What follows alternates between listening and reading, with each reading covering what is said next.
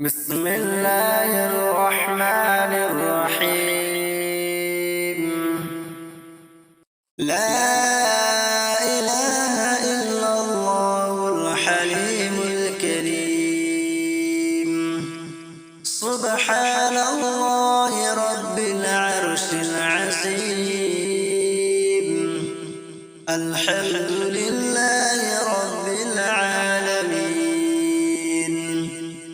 أسألك موجبات رحمتك وعزائم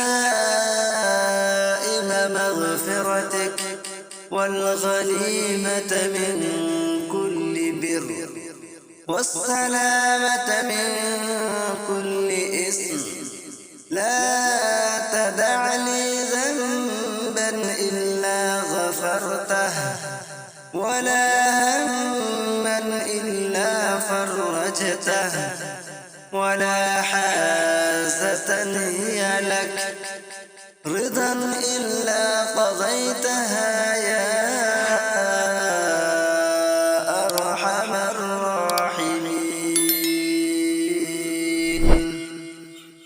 حضرت عبداللہ ابن ابی اوفا رضی اللہ تعالی عنہما فرماتے ہیں کہ رسول اللہ صلی اللہ علیہ وسلم ہمارے پاس تشریف لائے اور ارشاد فرمایا، جس کو کوئی ضرورت پیش آئے جس کا تعلق اللہ سے ہو یا مخلوق میں سے کسی سے ہو تو اس کو چاہیے کہ وہ وضو کرے، پھر 2 رکعت نماز پڑھے، اس کے بعد اللہ تعالیٰ کی کچھ حمد و ثنا کرے، اس کے بعد نبی پاک صلی اللہ علیہ وسلم پر درود بھیجے، پھر اس طرح دعا کرے: لا إله إلا الله الحليم الكريم.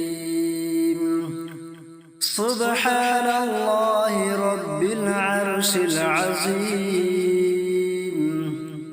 الحمد لله رب العالمين.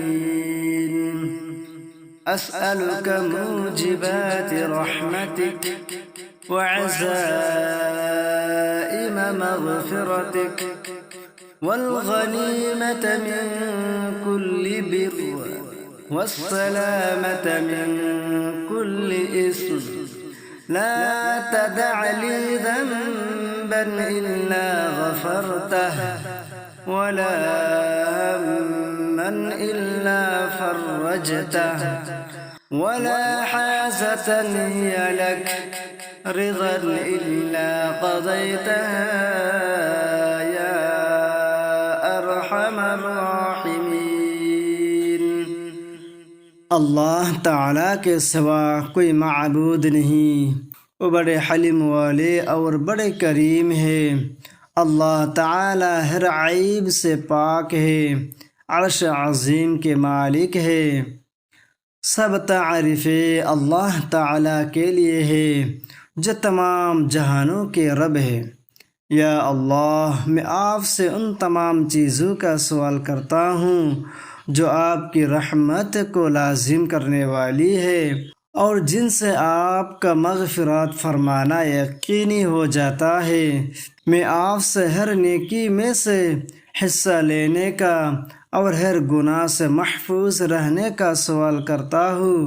میں آپ سے اس بات کا بھی سوال کرتا ہوں کہ میرا کوئی گناہ باقی نہ چھوڑیے جس کو آپ بخش نہ دے، اور نہ کوئی فکر جس سے آپ دور نہ کر دے، اور نہ کوئی ضرورت باقی چھوڑیے جس میں آپ کی رضامندی ہو، جس سے آپ میرے لیے پورا نہ فرما دے. اس دعا کے بعد اللہ تعالیٰ سے دنیا و آخرت کے بارے میں جو چاہے مانگے اس سے ملے گا انشاءاللہ تعالی.